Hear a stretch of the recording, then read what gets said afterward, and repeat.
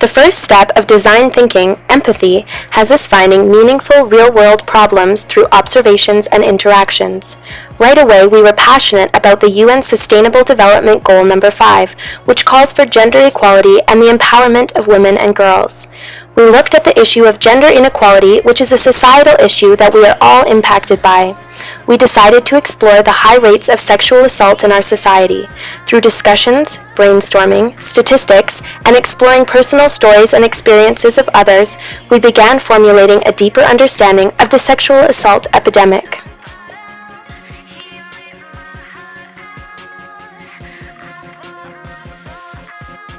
The next stage, defining, has us reframe our findings and insights into problem statements. From all the information we gathered, we began to unpack it. We came to see one fundamental problem was a lack of understanding. We witnessed this in the documentary Audrey and Daisy, where we see the misunderstandings of sexual assault and the ignorance of the public to the trauma survivors face. This process led us to our problem statement, in that there is a lack of education around consent. We believe there's a need to educate the general public and, more specifically, young boys and girls who must navigate these uncertainties.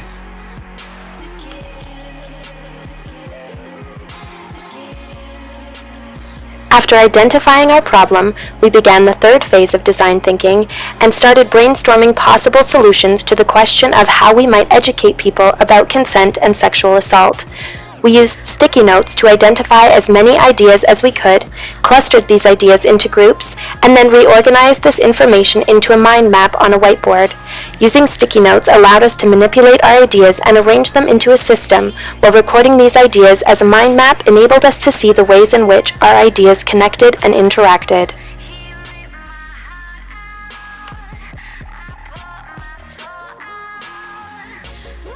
In Stage 4, we thought a lot about how to engage our audience with our prototype.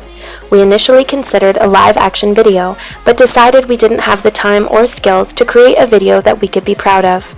We also considered creating a video game, but decided that an animated, informational video could more easily be shared with a larger audience.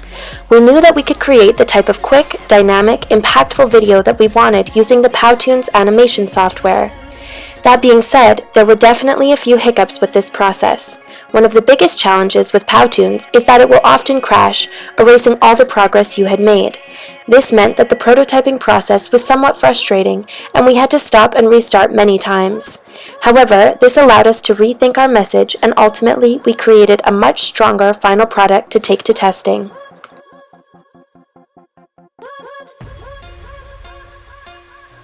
During the testing stage, designers take their products out into the real world to assess their usefulness.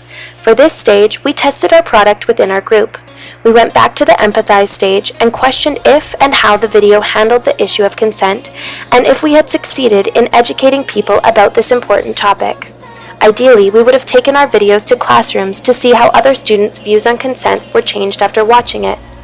We would then evaluate what holes in their understanding still existed and work from there to refine our prototype further.